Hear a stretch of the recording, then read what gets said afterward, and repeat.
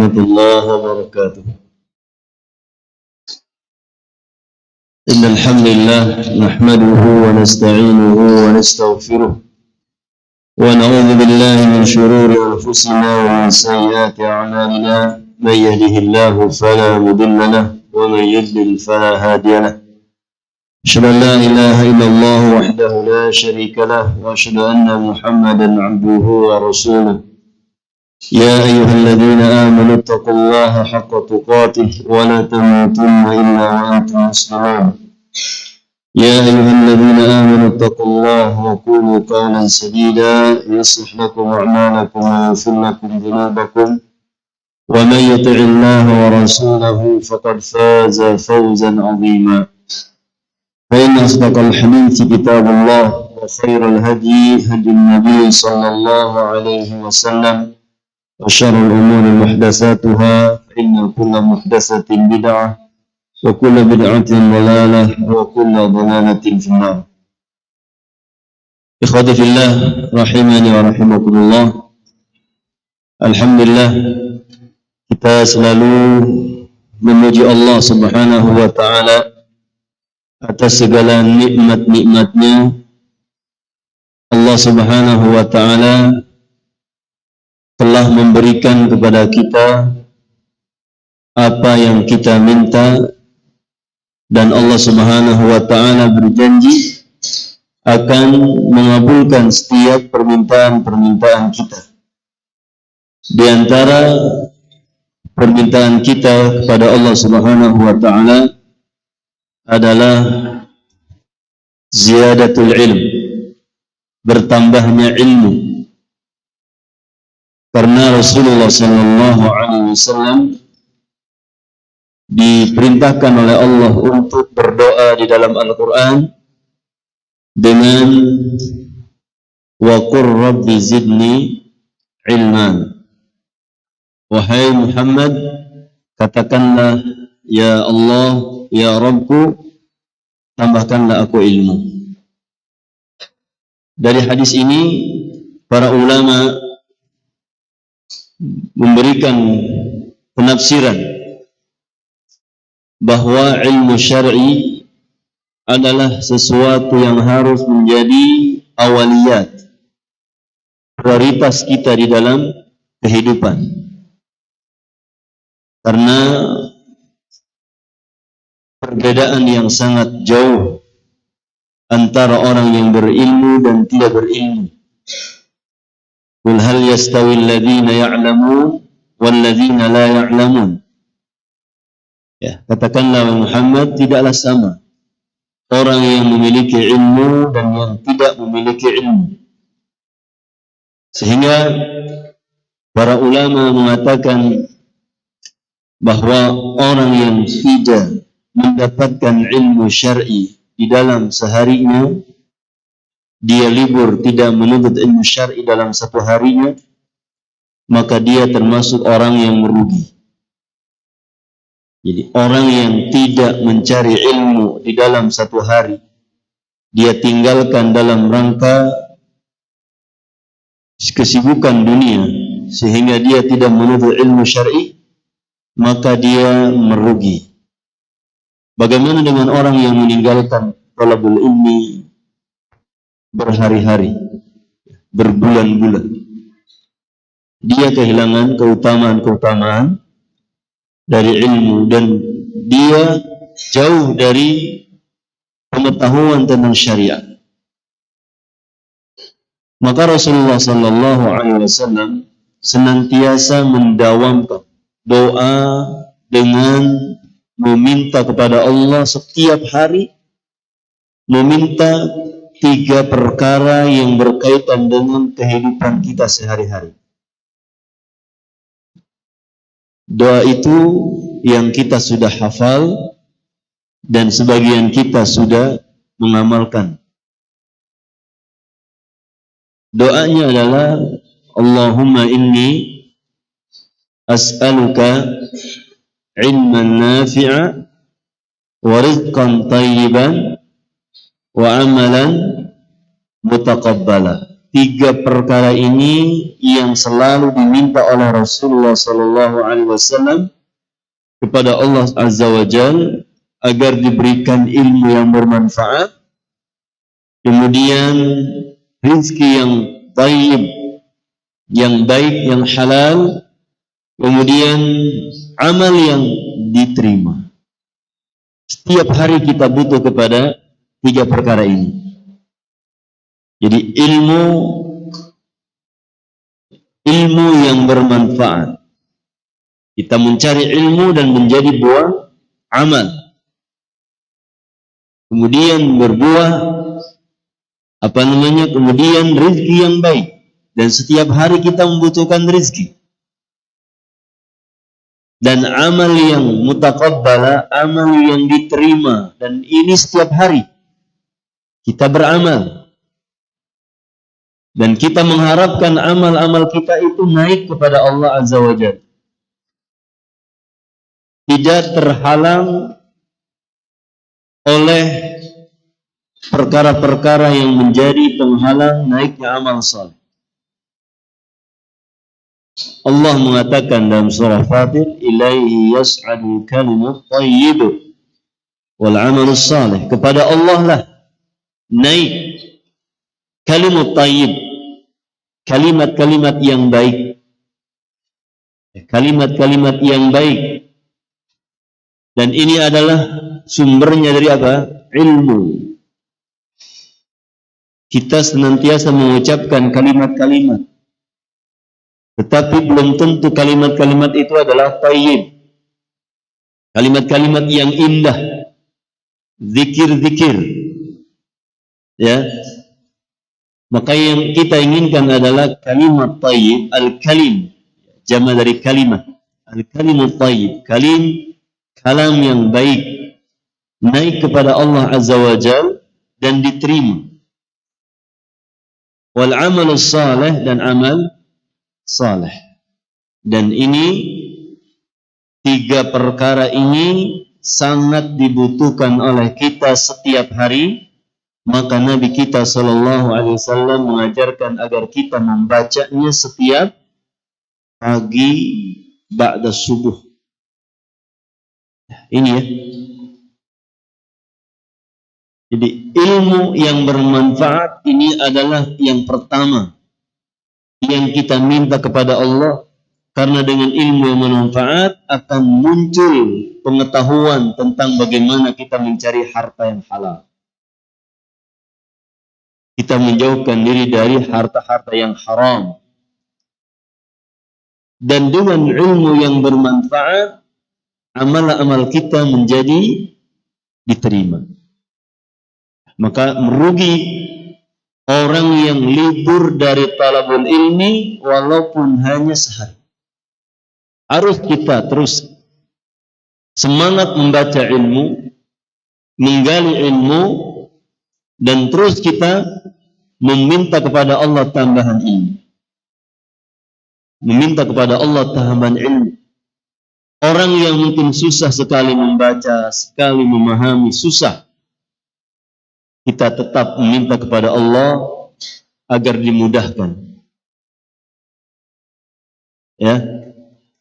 Allah mengatakan, wa'allamaka ma lam takun ta'lam. Allah mengajarkan kepadamu apa yang tidak kamu ketahui. Dengan apa? Kita banyak meminta kepada Allah kemudahan. Dengan kita memohon kepada Allah kemudahan, Allah ajarkan ilmu yang tidak kita ketahui sebelumnya. Maka kita banyak berdoa kepada Allah Subhanahu wa taala mendapatkan ilmu yang bermanfaat, ilmu yang berbuah amal. Jangan menentuk.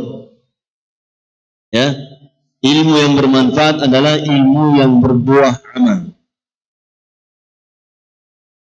Khususnya orang-orang yang sudah menghafal ribuan ayat.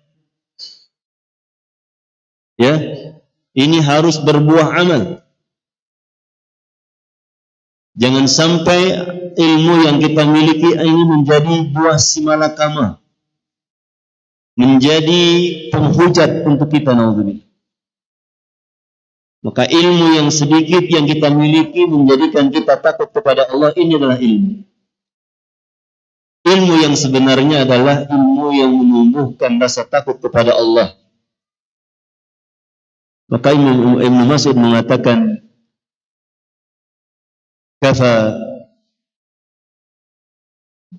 kafa bil ilmi khasyatullah. Cukuplah orang dikatakan berilmu ketika dia memiliki rasa takut kepada Allah.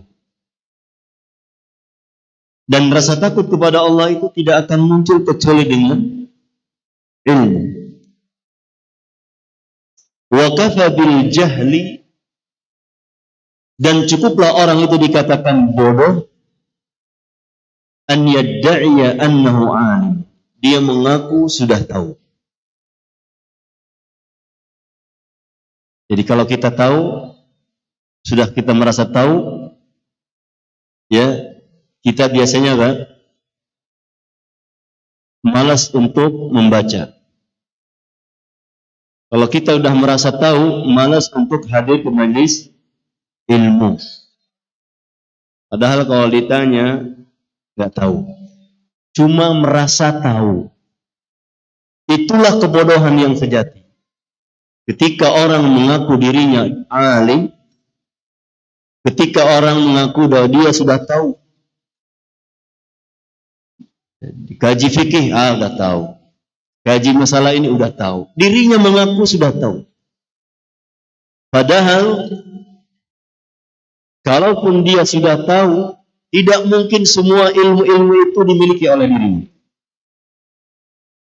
Kalaupun dia sudah hafal ribuan hadis, tidak mungkin dia mengetahui semua ribuan hadis itu secara makna, secara amalia. Maka kesombongan inilah yang menghalangi orang dari talabul ilmi. Karena dia sudah menganggap semuanya tahu. Semuanya sudah dia ketahui. Kalau sudah dia ketahui, kenapa nggak jadi ustaz aja? Ya. Inilah penyakit, ya, yang menimpa kebanyakan kaum muslimin ketika merasa dirinya sebagai orang yang tahu. Tahu hanya sekilas doang. Oh, pernah dengar. Kalau ditanya tentang dalilnya bagaimana? Pengambilan dalilnya bagaimana? Kaidah usulnya bagaimana? Dawabitnya bagaimana? Usul fikih. Balaghahnya ditanya lagi. Ya, nahwunya bagaimana? Sharafnya bagaimana? Jadi yang kita ketahui, menganggap kita tahu, itu ternyata nol. Jangan-jangan hanya baca terjemah. Atau hanya lewat YouTube sambil ngantuk-ngantuk. Seakan-akan apa yang disampaikan oleh YouTube itu sudah ilmunya ada di dalam memorinya. Maka kita butuh taksil. Butuh kita itu dasar. Terus dari awal, dari kecil kita sampai ke besar. Tidak langsung besar, tetapi dia propos. Dasarnya tidak kuat. Ini yang dikhawatirkan oleh para ulama. Kita punya maklumat banyak, seakan kita alim minal ulama. Ketika kita mendebat orang, ditanya tentang pokok yang dasar, tentang nahwu. Apa itu nahwu? Kita ngomongnya udah ke masalah sifat, asmaul husna, sudah ngomong masalah, ya, masalah bid'ah, masalah ini. Nahwu dulu, nahwunya. Bagaimana bacaan ini? Gimana sorobnya, gimana balaghahnya, gimana usul fikihnya, gimana? Liur. Nah, itulah. Ya. Kenapa kita katakan seperti ini? Karena memang ilmu itu luas. Enggak kita klaim saja. Enggak cukup kita mengklaim kita berilmu, kita paham. Tapi kita pun harus tahu sumbernya, bagaimana cara pengambilannya, dasar dalilnya apa, sehingga komplit. Ketika kita menjelaskan kepada orang lain, komplit. Ini dalilnya, ini pendukungnya, hadisnya ini, riwayatnya ini, kaidah usulnya begini, ya, kaidah tafsirnya begini, ilmu tafsirnya begini. Dijelaskan sehingga jelaslah apa yang menjadi rumit, yang menjadi sulit bagi mereka dengan apa yang kita jelaskan melalui dasar-dasar ilmu, kaidah-kaidah ilmunya. Makanya kita lihat bagaimana ya orang-orang yang mereka semakin dalam ilmunya, semakin luas, ya semakin butuh kepada ilmu. Mungkin dalam hal ilmu ini dia sudah mampan, sudah mapan. Tetapi dalam hal yang lain dia kosong. Dalam hal ilmu ini dia sudah remeng-remeng, sudah menerawang, ya. Tapi dalam hal ilmu yang lain dia masih nol. Bisa jadi, ya. Maka kita tidak boleh menyampingkan ilmu di antara ilmu-ilmu agama, karena semua itu adalah ilmu. Dan terus kita kaji. Jangan sampai terhalang kita dari kebaikan ilmu karena hanya ego atau karena hanya gengsi. Khususnya kita kalau antum nih sudah dipanggil ustad.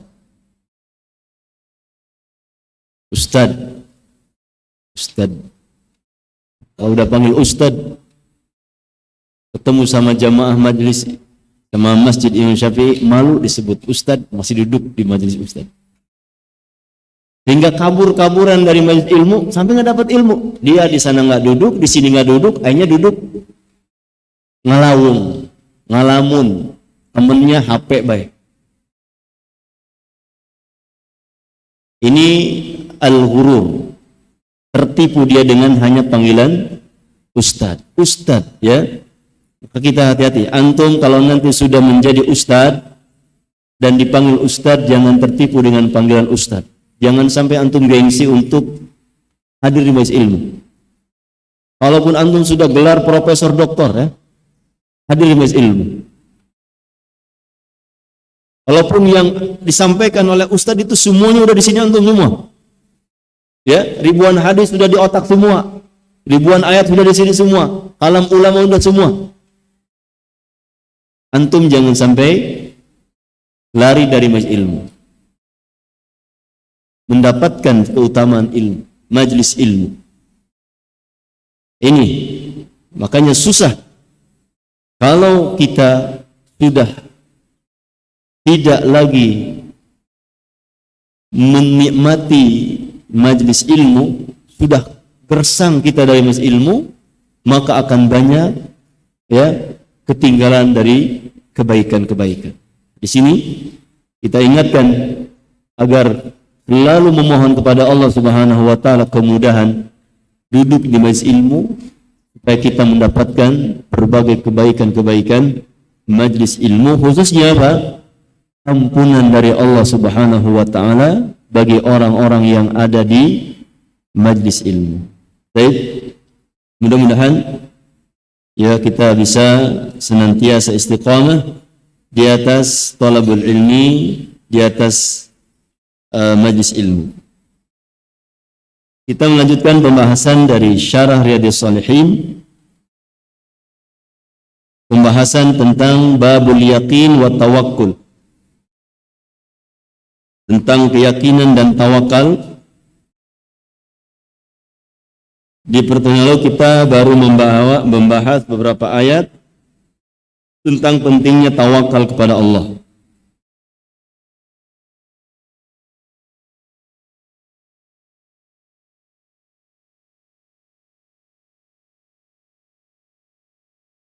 Dalam perang Ahzab,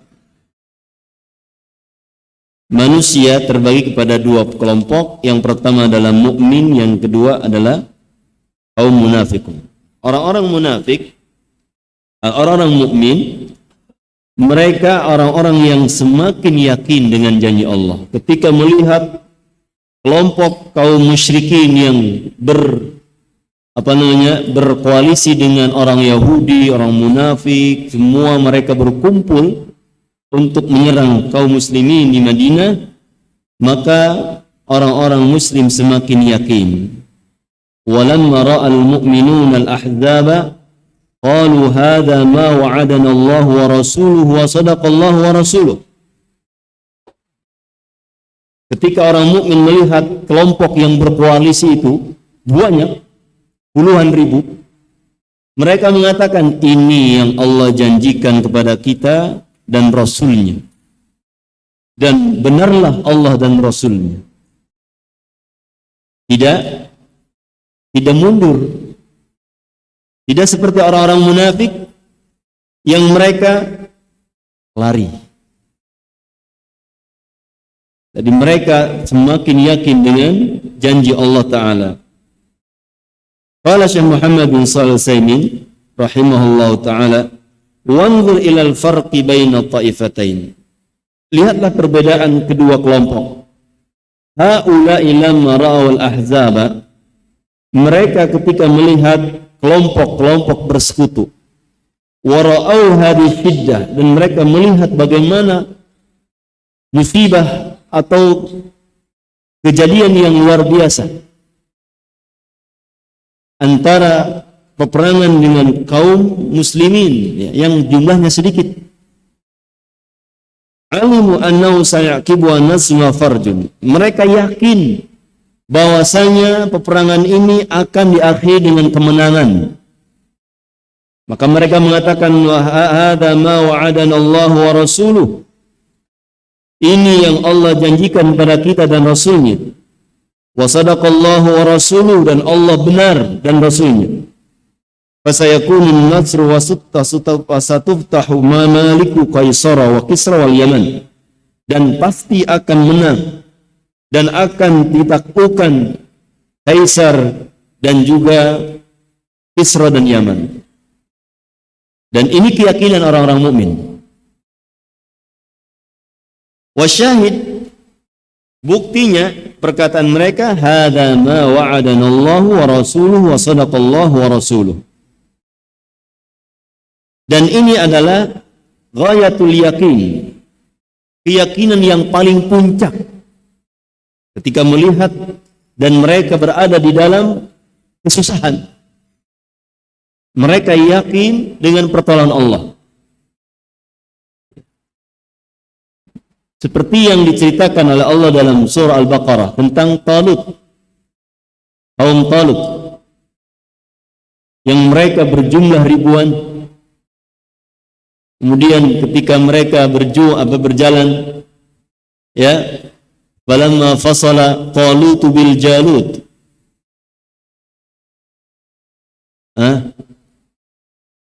mereka di situ ada melewati sungai. Di situ dikatakan faman syaribaha falaysa min.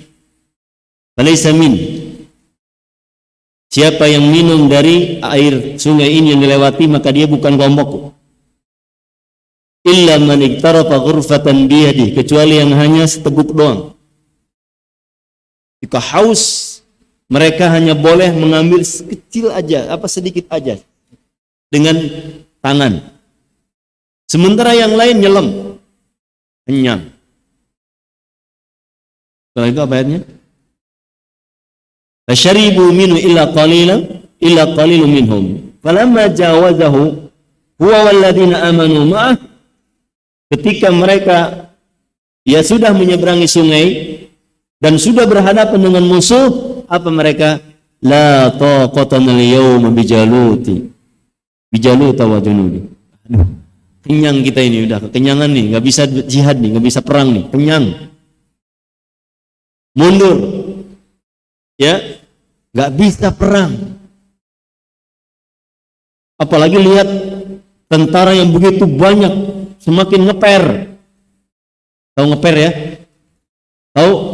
Kiut. Tapi orang beriman apa?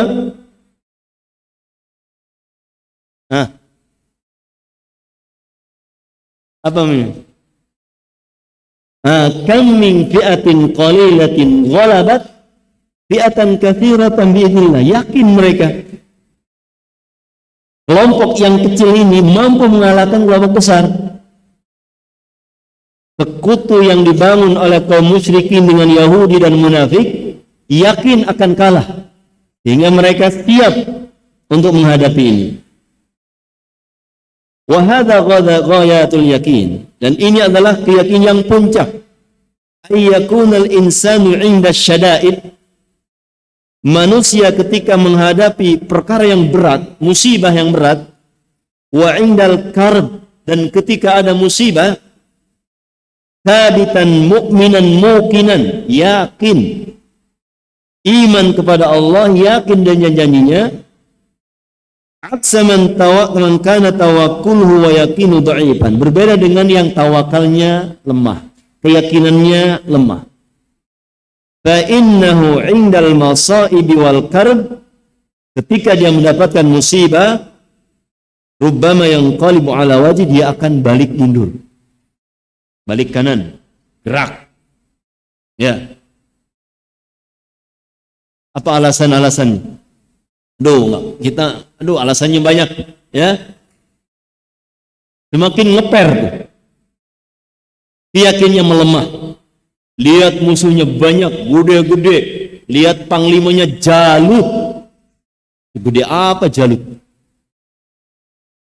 Ya. Gede, ya.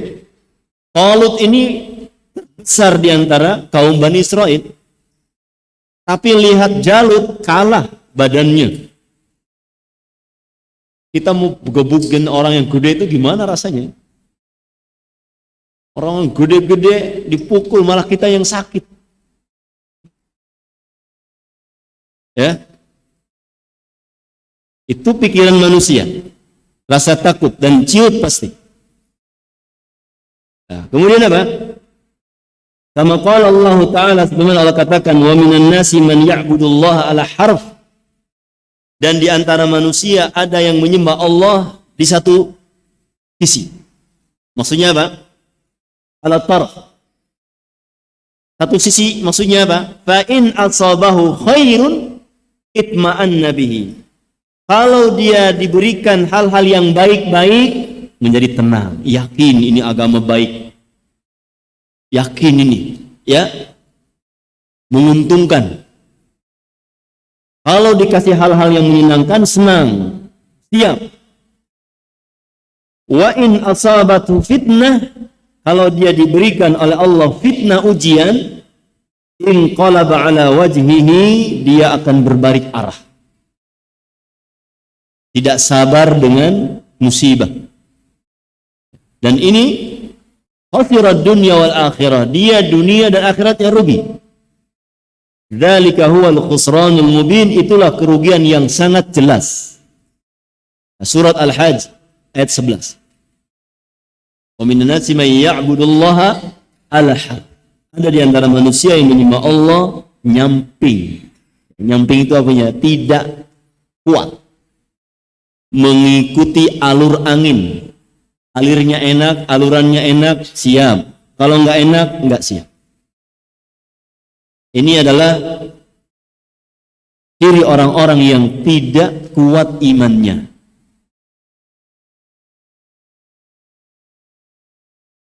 Nah, ada anekdot dari Syekh Abdul Aziz As-Sibti, ya, di kampus. Ketika membaca ayat ini, wa minan nasi may ya'budullaha ala harf, dan di antara manusia ada yang menyembah Allah dengan miring. Maksudnya apa? Ketika lihat syekhnya melihat santrinya, atau melihat orang jidat yang hitamnya bukan di jidat tengah tapi di pinggir. Di sini. Jadi harusnya yang jidat hitamnya di mana? Di tengah sini kan? Ini yang di sini. Ditanya, kenapa kamu itu hitam? Kata muridnya, mau saya supaya hitam di sini, saya ikat bawang merah. Bawang merah ditaruh di sini, diikat pas tidur, kan nggak kena wudhu, Pak. Namanya orang tidur kan, kemana-mana, miring kanan, miring kiri, pas kanan atau kiri, gini tidurnya, atau bawang merahnya di sini, bendanya. Pas pagi-pagi, di ngaca, hitamnya ada di kanan atau di kiri. Makanya guru nanya, itu kenapa? Ya, kemudian dia membaca ayat wa minan nasi may ya'budullaha ala harf, dan di antara manusia ada yang menyembah Allah dengan miring. Ya, walaupun ini bukan tafsiran, ini lelucon saja ya. Jadi ternyata ada orang yang maksain supaya jidatnya hitam sampai naruh di sini benda, ya, diikat supaya hitam. Jangan dicontoh, adegan nggak boleh contoh nih ya. Nggak boleh contoh nih. Nanti takut nanti adanya di sini, nantinya apa? Kelihatan di sini. Waduh, nih miring nih ibadahnya nih. Masa sujudnya begini kan nggak mungkin ya. Mau sujud piring gini, ya. Jadi kalau kita mau hitam ini seadanya aja. Gimana lama sujudnya dan gimana sejadahnya. Kalau sejadahnya yang merah, insya Allah lama sujudnya, nggak mungkin merah hitam. Ya. Kalau yang kita ini yang hijau ini udah 6 tahun. Udah 6 tahun ini. Jadi sudah enak kalau mau sujud hitam di sini. Ya. Kalau yang enak tuh di merah. Merah mau berapa menit pun tetap aja dia merah ya. Dia susah ininya menjadi hitam. Kalau di bawah ini insya Allah cepat hitam. 2 menit sujud insya Allah. Tapi yang kita nggak mau itu tujuan sujud ya. Ya, nggak mau itu tujuannya. Nah, jadi orang berlomba-lomba untuk menjadi jidat hitam sampai begitu berbuat, ya, berlebihan dalam melakukan sesuatu. Nah, ini tentunya tidak baik. Ya, ala kadarnya sajalah. Ini menunjukkan bahwa kesungguhan orang sujud, ya, kemudian dia bagaimana letak sujudnya dan yang lainnya. Baik. Katsirun minan nas madama fi afiyatin fa huwa mutmain. Dan beliau banyak di antara manusia selama dia berada di dalam kesehatan yang prima, ketenangan, ya, kemudian gemah ripah, ya, banyak hal-hal yang dia andalkan, dari harta, dari jabatan, dari semua, tenang dia. Walakin idza tuliya, akan tapi ketika diuji oleh Allah, wal iyadu billah, naudzubillah, kalau kita naudzubillah ya. Kalau orang Arab wal iyadu billah, inqalaba ala wajhi, dia kembali kepada kemaksiatan, bahkan kekufuran. Farubbama yasilu ila haddir riddah, bahkan mungkin ya bisa sampai kepada kekufuran dan kemurtadan. Orang tidak sabar ketika mendapatkan ujian dari Allah Subhanahu wa taala. Ini bahaya. Wa ya'taridu 'ala Allah bil qada'i wal qadar, dan marah sama Allah dengan qada dan qadarnya. Protes sama Allah. Ya. Wa yakrahu takdir Allah, dan dia benci dengan takdir Allah. Wa bittali yakrahu Allah wal iyadu billah. Kalau dia sudah benci dengan takdir Allah, nanti dia akan benci kepada Allah. Naudzubillah. Li'annahu kana fil awwal lam yusibhu adha wala fitnah. Di awal dia beribadah kepada Allah, di awal dia masuk Islam, ya, dia tidak pernah mendapatkan musibah, aman, lancar jaya. Ya. Walakinnahu fitani, akan tapi di keduanya atau di masa perjalanannya, asabatu fitnah, dia terkena musibah fitnah, musibah, fanqalaba ala wajhi, maka dia kembali kepada kemaksiatan. Ini ya sesuatu yang membahayakan dirinya, khasirad dunya wal akhirah. Dia akan rugi dunia dan akhirat. Wa fi hadhil ayati wa asbahiha, dan di dalam ayat-ayat ini dan semisalnya, dalilun ala annahu yanbaghi lil insani an yakhaf, menunjukkan bahwasanya manusia senantiasa harus takut, wa yujil, takut, wa yakhsha takut, min zaygil qalbi dari berpalingnya hati dari kebenaran. Wa yas'alallaha daiman as-sabat, dan minta kepada Allah selalu ketetapan hati. Ya muqallibal qulub, tsabbit qalbi ala dini. Ini harus kita dawamkan. Baca doa ini. Fa innahu ma min qalbin min qulubi bani Adam, karena sesungguhnya tidak ada hati di antara hati-hati manusia illa wa huwa baina usbu'aini min asabi'ir rahman, kecuali berada di dalam dua jari Allah Ta'ala. Dua jari di antara jari-jari Allah Ta'ala. Kita nggak usah memikirkan bagaimana jari Allah, ya, bagaimana bentuknya, bagaimana panjangnya, bagaimana, tidak perlu gitu. Yang penting kita yakin Allah memiliki ini. Ya, ini kabar dari Rasulullah SAW tentang sifat di antara sifat tangan Allah. Yuqallibuhu kaifa yasha, Allah membolak-balikkan hati seperti yang Allah kehendaki. Hari ini taat, besok detik ini taat, detik berikutnya. Maka kita harus meminta kepada Allah as-sabat. Insya'a aqamah, kalau Allah kehendaki dia akan apa? Akan bagus. Wa insya'a zaghahu wal iyadu billah, kalau Allah berkehendak dia akan menceng. Makanya kita harus terus meminta kepada Allah ketetapan hati. Dan kita berdoa untuk anak-anak kita, ya, untuk murid-murid kita as-sabat, sehingga mereka berada di atas kebenaran, di atas ketaatan. Tadinya bagus, besok ya hatinya berubah, masalah. Ya, besok berubah lagi, terus. Ya, naudzubillah. Ini adalah peringatan buat kita agar selalu berdoa kepada Allah supaya hati-hati kita menjadi hati yang cinta kepada kebenaran, semangat di atas kebenaran, dan sabar di atas kebenaran. Wa nas'alullaha muqallibal qulub, kita minta kepada Allah zat yang bolak-balikan hati, an yutsabbita qulubana ala ta'ati, agar Allah menetapkan hati kita di atas ketaatan.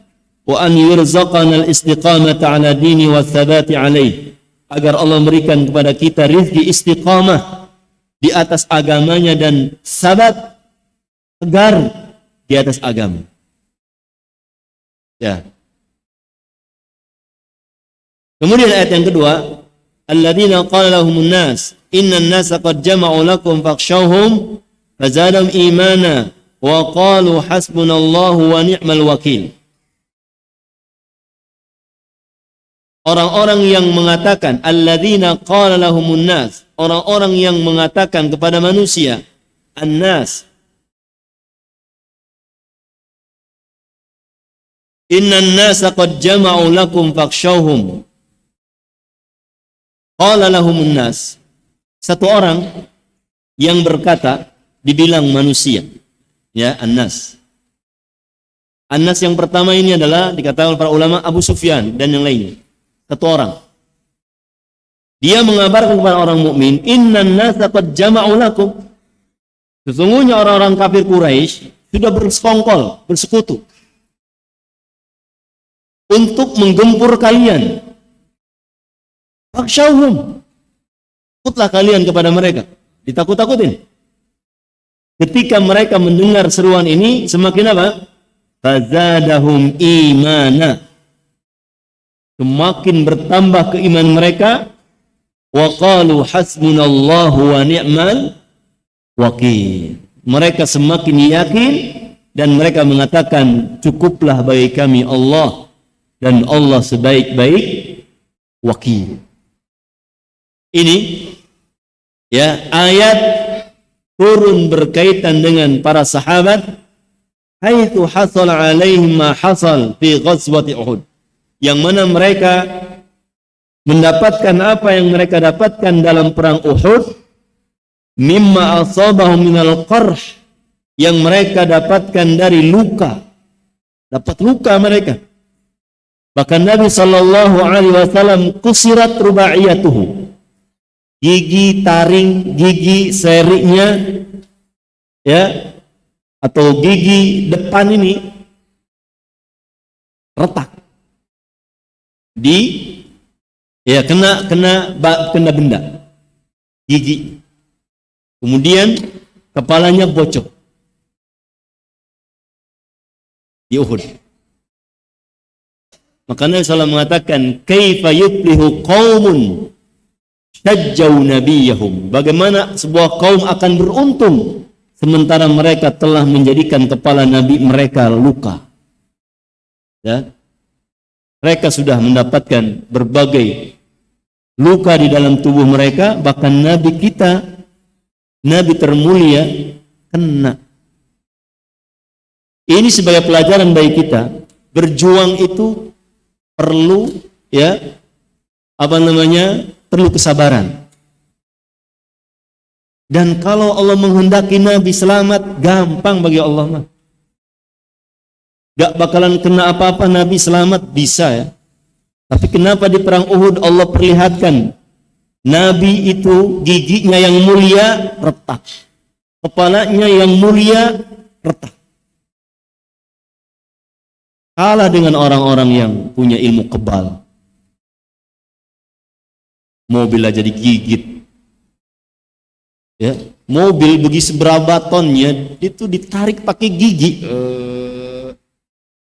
Kuat amat giginya itu, kalau kena pedang gak bakalan rontok kan? Gigi Nabi kena. Kepala ini pakai golok digepok, gak apa-apa. Nyantai aja. Yang digepoknya mungkin semangka. Ya, ilmu rawa rontek atau ilmu apa ya. Digepok kepala nyantai aja. Dia nggak kena apa-apa. Kepalanya kuat. Ya. Jangankan nyundul bola, nyundul bom aja bisa. Kepalanya Nabi ya retak di masa perang Uhud. Ini pelajaran yang besar buat kita semua, ya, bahwa Nabi Muhammad sallallahu alaihi wasallam adalah manusia, dari sisi manusia yang dia kalau kena batu berdarah. Ya, masih ingat dengan perjalanan beliau ke Taif kan? Dikejar-kejar sama bocah-bocah cilik. Dikejar, dilempari batu. Gila lu, ya Allah ya. Kalau antum ada di sana gimana nih? Ya. Nabi diberondong pakai batu, terus dia dibilangin majnun, safih. Wah, sampai berdarah-darah kakinya. Itu Nabi. Perjuangan, ya. Ini apa yang dialami oleh para ulama, para sahabat dari al-juruh wa syuhada, dan ada yang terbunuh di sana. Sekitar berapa puluh, 80, 70 sahabat. Syuhada. Faqila lahum, dikatakan bahwasanya inna Aba Sufyan, bahwasanya Abu Sufyan qad azima 'ala al-qarrah. Qad azama 'ala al-qarrati 'alaikum. Sungguh telah bertekad untuk menyerang kembali kepada kalian. Wa jama'a lakumun nas, dan Abu Sufyan mengumpulkan sekian ribu pasukan. Fanadabahumun Nabi sallallahu alaihi wasallam, maka Nabi menyanggupi untuk ila mulaqatihi, bertemu dan bertempur, siap menghadapi pasukan kafir Quraisy. Fastajabu lillahi war rasul, maka sahabat ketika mendengar seruan Rasul, mereka menyambutnya dengan gembira. Mereka untuk kematian itu kayaknya lebih baik mati daripada hidup. Suka mereka mati. Ya. Sebagaimana perkataan seorang panglima, sahabat mengatakan, ji'tu biqaumin yuhibbunal mauta kama tuhibbunal hayata. Aku datangkan pasukan yang sukanya mati sebagaimana kalian sukanya hidup. Dengar begini ngeri ya. PBM, pasukan berani mati. 9 berapa itu? Tahun 2000 ya. Tahun 2000 PBM, pasukan berani mati. Di sahabat Nabi itu siap mati. Tidak gentar mereka menghadapi musuh-musuh itu. Fastajabu lillahi war rasul min ba'di ma asabahum qarh. Padahal mereka sudah terkena. Sudah terkena luka di mana, di tangan, di badan kena. Ya, kenapa? Pertempuran Uhud itu mengalami 2 fase ya.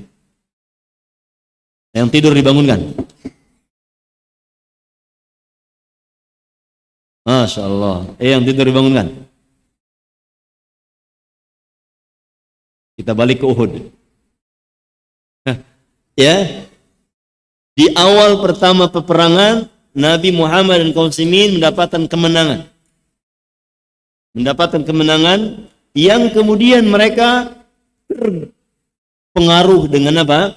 Dengan harta rampasan yang ada di bawah yang ditinggalkan oleh kaum kafir, sehingga pasukan pemanah turun mengambil.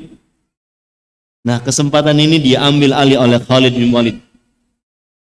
Kemudian di sini kaum kufar menguasai Uhud, sehingga mereka menembaki, memanah sampai tidak ada yang tersisa di hadapan Nabi kecuali 2 sahabat saja, ya. Atau berapa sahabat yang di situ mereka menghalangi panah-panah yang mendatang ke arah Nabi, hingga tersiarlah kabar bahwa Nabi Muhammad sudah meninggal dunia. Ya, ketika mereka dalam kondisi luka seperti itu, Rasulullah memanggil kembali untuk terus melakukan perjuangan. Ini, ya, min ba'di ma asal qarah wa usibu bi hadhihi nakbati al-'azim. Mereka sudah terkena musibah yang sangat dahsyat ini. Peperangan sudah hancur. Sahabat Hamzah bin Abi Thalib sudah terkapar, sudah dibedah dadanya, sudah dikeluarkan hatinya. Masya Allah. Baik. Fakutila minhum sab'una rajulan, dan terbunuh di antara sahabat itu 70 orang. Ustushhidu fi sabilillah, mereka syahid di jalan Allah. Di antaranya adalah Hamzah bin Abdul Muttalib.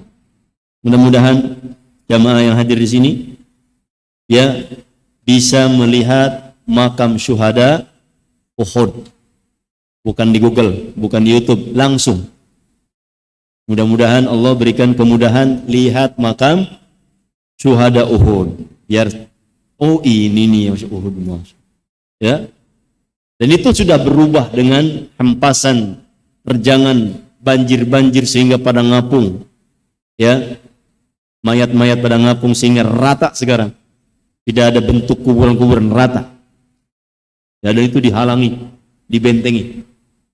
Supaya orang tidak datang, tidak duduk, tidak masuk ke kuburan-kuburan yang ada. Nah, wa hasalin Nabi sallallahu alaihi wasallam min sahabati radhiyallahu anhu ma hasal. Nabi pun terkena, giginya retak, kepalanya bocor. Sahabat yang lain putus tangannya, kakinya kena, badannya kena. Ya.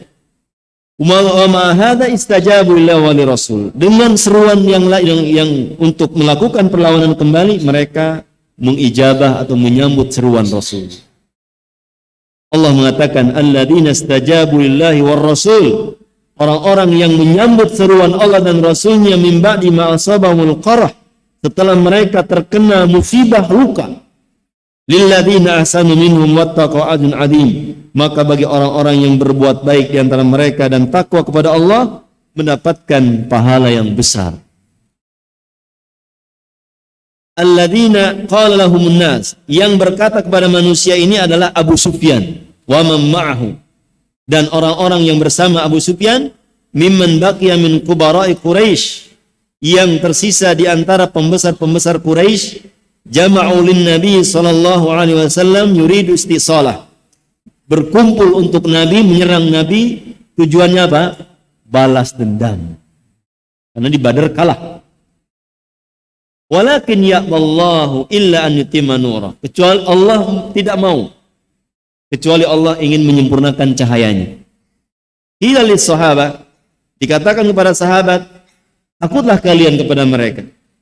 Ukhshu haula, lakinnahum izdadu imanan. Akan tapi semakin iman mereka bertambah. Li'annal mu'mina kullama ishtaddat bil azmat. Karena seorang mukmin semakin kuat tekanan-tekanan dan bahadan musibah, izdada imanan billah, semakin kuat imannya kepada Allah. Li'annahu yu'minu bi anna an-nasra ma'as sabr.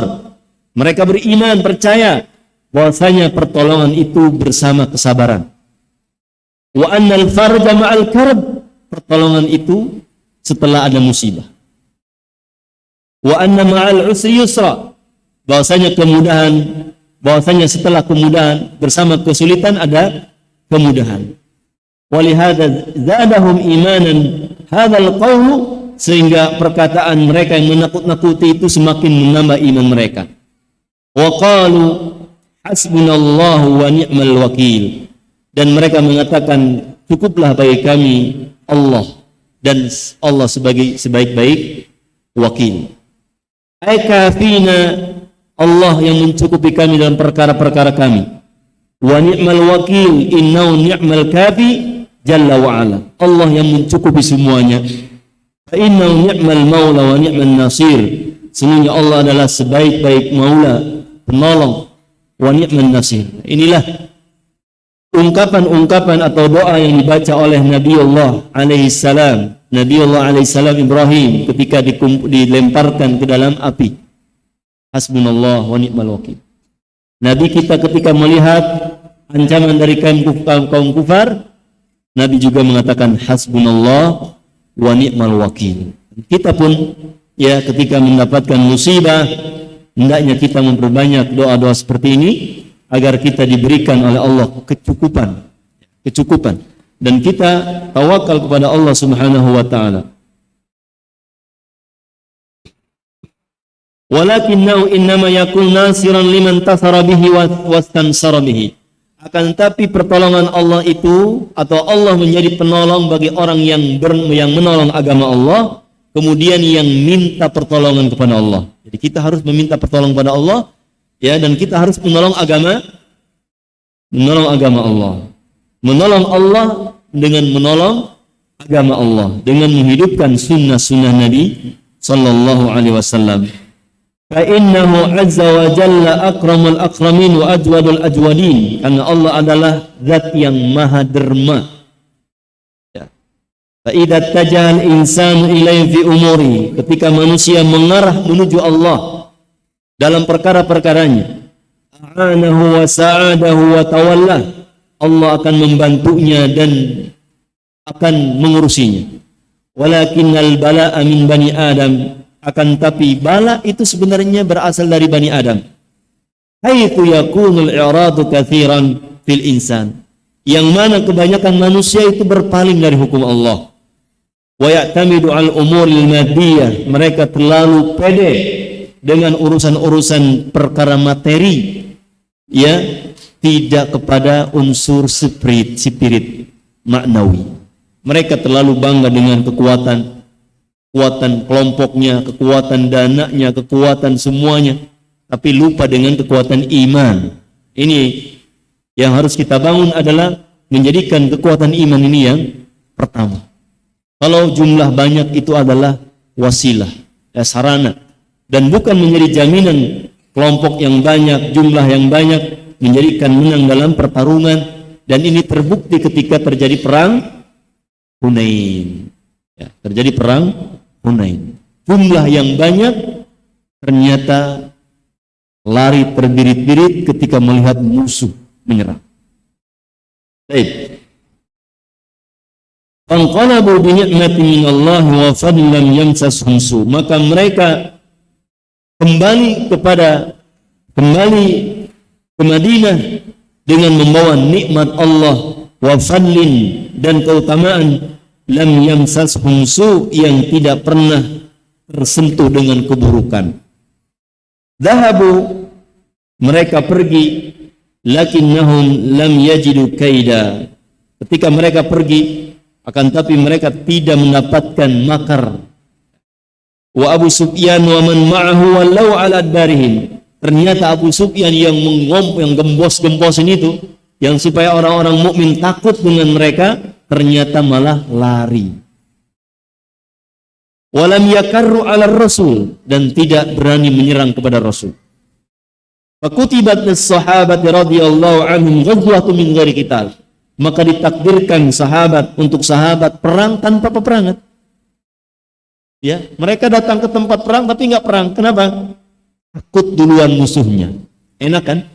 Harta rampasan bisa dapat. Nah, ya, Kutibat hadir raj'atu ghazwatun min ghairi qital. Dituliskan kembalinya para sahabat itu setelah perang, ya, tanpa peperangan. Mereka sudah kalah mental. Kalah jauh kalah mental.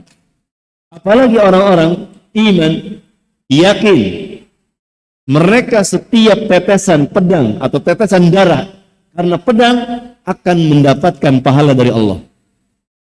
Ya. Dan mereka yakin sebagaimana kabar Allah Ta'ala, innahum ya'lamuna kama ta'lamun. Mereka adalah sakit. Mereka juga ketika perang, ketika kena pedang sakit, kama ta'lamun, sebagaimana kalian kalau kena pedang sakit. Dua-duanya sudah dapat. Orang kafir kena pedang sakit, orang mukmin kena pedang ya. Au itu bahasa Arab. Au itu bahasa Arab. Kalau orang Sunda, nah, itu dari Arab. Makanya kata orang Arab, apa namanya? Afnaita ya miskin. Afnaita ya miskin umraka bit ta'awuh.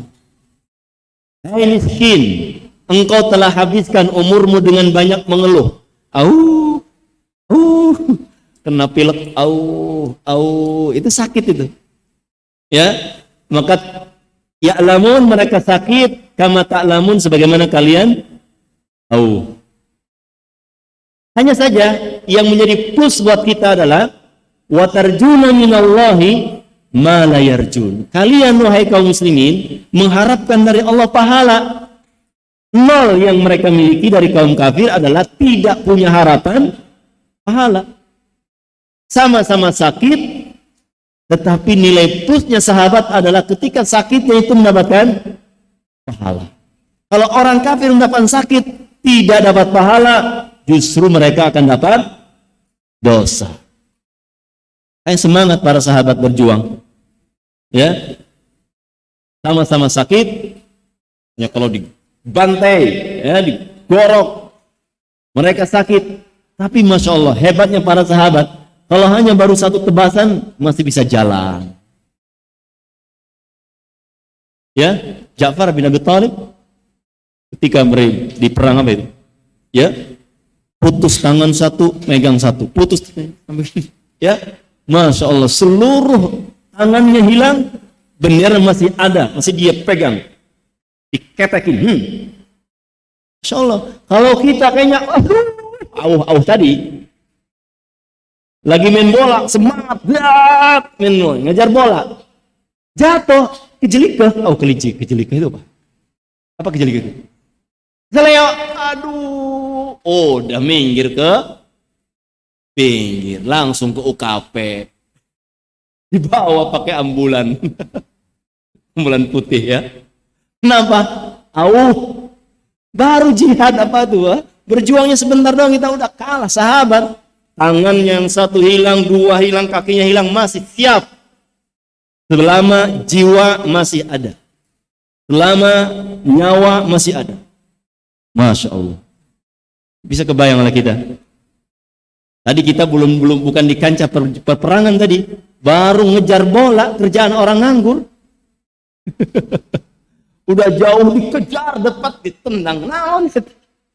Bener kan main bola begitu ya?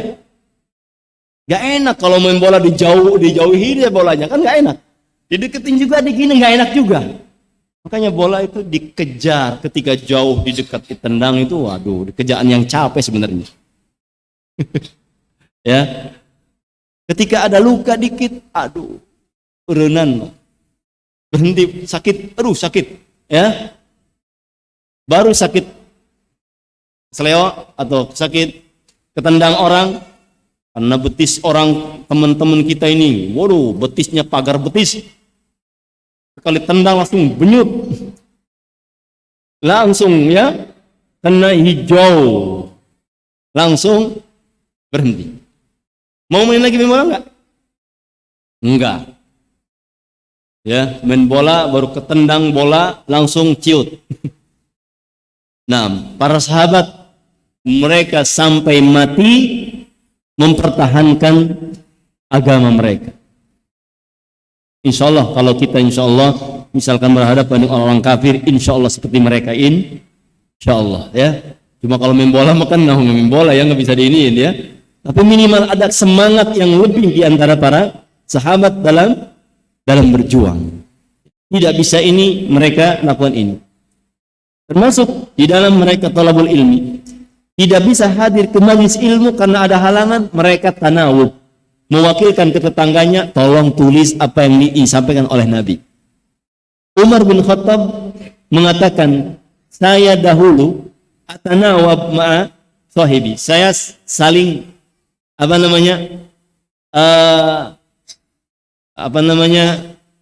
tip-sipan sama teman saya. Kalau saya lagi ada urusan, saya minta tolong ke tetangga untuk hadir kajian dan dicatat. Nanti saya tanya apa yang dikatakan oleh Rasul. Teman saya juga begitu. Kalau teman saya nggak bisa hadir karena ada udzur, saya yang ke majelis Rasul, saya yang nyatat. Ya, semangat. Nggak mau tinggalan kebaikan-kebaikan kecuali mereka dapat dengan cara apapun. Dan ini luar biasa. Semangatan para sahabat dalam mendapatkan keutamaan ilmu. Kemudian innama dzalikum syaitan yukhawwifu awliya'a. Itulah setan yang menakut-nakuti awliya'ahu, wali-walinya. Maksudnya apa? Yukhawwifukum antum awliya'u. Wali-wali setan menakut-nakuti kalian. Yulki fi qulubikum al-khawfa min awliya'i. Dilemparkan ke dalam hati-hati mereka rasa takut dari wali-wali setan. Fala takhafuhum wa khafuni in kuntum mu'minin. Jangan takut kepada setan, kepada wali setan. Tapi takutlah kepadaku kata Allah. In kuntum mu'minin, jika kalian betul-betul beriman. Syaitan ya'ti ilal mu'min. Setan kata beliau datang kepada orang mukmin. Yaqulu, dia mengatakan, ihzar an tatakallama fi fulan. Hati-hati kamu. Jangan ngomong macam-macam sama si fulan. Tentang fulan. Li'anna rubbama yasjunuk. Barangkali nanti kalau kamu ngomongin si fulan di penjara loh. Ya, jangan macam-macam. Jangan bahas ini dan itu. Nanti kamu di penjara. Jangan bahas ayat-ayat ini. Nanti kamu di penjara. Nanti kamu di demo. Nanti kamu wah ini warubbama yaf'al kada wa kada, mungkin dia melakukan ini dan itu, wa yukhawifak, menjadikan engkau menakut-nakuti engkau. Walakinal mu'mina la yumkin an yakhafa awliya syaitan. Akan tapi orang mukmin tidak mungkin takut kepada wali-wali syaitan. Lianna Allah Ta'ala qala, karena Allah Ta'ala mengatakan faqatilu awliya syaitan. Faqatil, ya, maka perangilah wali-wali syaitan. Inna kaidah syaitani kana dha'ifa. Kaid, tipu daya syaitan itu lemah. Syaitan, ya, tipu dayanya lemah. Dibacain zikir insyaallah. Betul? Ada lagi enggak? Enggak ya? Aman. Malam Jumat enggak ada lagi, aman. Dibacain zikir. Kalau ada salamin aja, assalamualaikum. Ya, pada baik sih ulang ganggu gitu. Ya, siru makhluk Allah, kita siru makhluk Allah. Geus lah, tidur turu siru. Ya. Tapi naluri manusia memang ada rasa takut. Tapi jangan menjadi kita kalah. Bacain mantra-mantra zikir-zikir kepada Allah itu. Ya. Fa'al insani alla yakhafa fillahi laumata la'im. Maka wajib atas manusia supaya tidak takut celaan.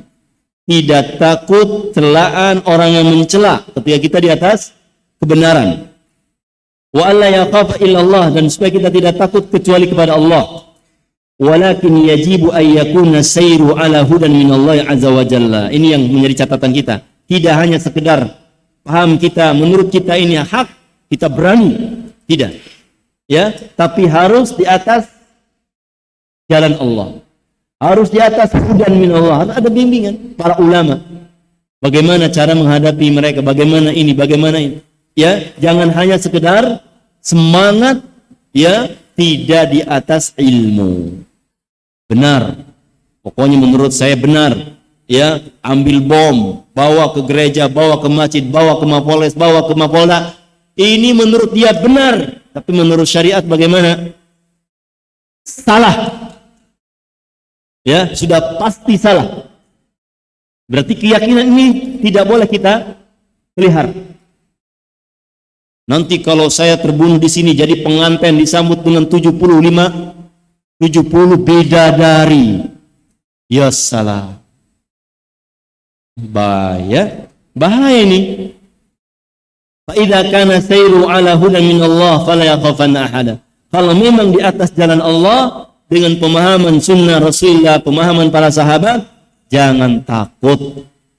Ya, makanya antum kalau ada keyakinan ini benar, coba timbang dulu dengan perkataan para ulama tentang tafsiran para ulama ayat ini. Ya, bunuh orang-orang musyrik di mana saya ketemu, hajar ketemu orang, coba. Kenapa kamu bunuh dia? Allah mengatakan dalam Al-Quran, faqatilul musyrikina kafah. Bunuh orang musyrik. Bawa golok, setiap ada orang yang cenen-cenen. Tebas. Ini nggak boleh. Apa seperti itu pemahaman para ulama dengan tafsir ini? Ya, ada orang yang kafir, orang Amerika kafir, langsung dibunuh, dibom lah. Ini pemahaman yang keliru. Ini yang harus kita perhatikan. Jangan sampai hanya semangat agama kita, kemudian kita dukung dengan ayat-ayat yang itu adalah hanya pendalilan saja yang belum tentu kebenarannya. Wallahu a'lam bishawab. Baik, ada pertanyaan kita satu saja. Mana pertanyaannya? Enggak ada ya? Baik, ini pertanyaan yang dulu tertinggal. Apakah antum bisa ketawa atau apa senyum? Apakah kambing liar yang diburu? Kita kan kemarin berbicara masalah anjing mu'allam ya, anjing yang terpelajar. Apakah kambing liar yang diburu oleh anjing pemburu boleh jadikan kurban? Mantap pertanyaannya. Emang ada ada kambing liar tak? Tanya dulu, ada nggak kambing liar? Punya kita liar? Enggak, ada pemiliknya. Ya. Dan anjing kalau ketemu kambing takut anjing. Ya, anjing cuma wow. Kambing langsung duduk. Iya, saya pengalaman. Berapa tahun saya bermuamalah sama anjing dan kambing. Jadi kalau kambing gede, ya, apalagi dia habis melahirkan, dihajar sama anjing, diserang, dia terus itu yang betina, gimana yang jantan? Ya, satu sisi kambing liar tidak ada. Kalau nggak ada, ditangkap sama anjing, ya kalau dia memang selamat, ya boleh. Nanti Idul Adha kemudian dijadikan kurban. Kalau ada, tapi kayaknya nggak ada kambing liar. Nanti, oh ini kambing liar ya punya Mias. Liar kemana-mana kok. Oh ya, sampai masuk asrama. Oh, yang punyanya nggak ngunci, mau dikunci sama kambing, dia nggak bisa ngunci, hanya masuk aja. Ya, kambing gede-gede itu masuk ke asrama antum yang dekat masjid tuh. Ya, berapa kali kambing itu masuk ke asrama antumnya ada di masjid. Makanya nanti ditutup ya. Ini masih mending kambing yang masuk. Coba kalau nanti orang gila, ayo. Antum masuk, assalamualaikum. Wah. Makanya dikunci. Ada kuncinya enggak? Enggak ada. Dikunci. Saya khawatir orang gila yang kita di sholat sini semua, ya mereka masuk. Terakhir ya. Ini pertanyaannya. Apa hukumnya orang yang berdoa semoga Dajjal dapat hidayah? Nggak mungkin dapat hidayah. Dajjal nggak mungkin dapat hidayah. Wong udah kafir dia mah. Ya. Ya kalau mau doa doain aja ya Allah berikanlah hidayah Dajjal. Tapi kalau Dajjal yang udah ada di sini kafaro yang satu matanya buta itu sudah kafir, ya tidak akan dapat hidayah lagi. Udah itu menjadi imamul kafarah ya. Ngapain doain Dajjal? Doain tuh orang-orang preman-preman ya. Udah susah deh doain Dajjal ya. Doain preman-preman yang ada di terminal, yang ada di pasar.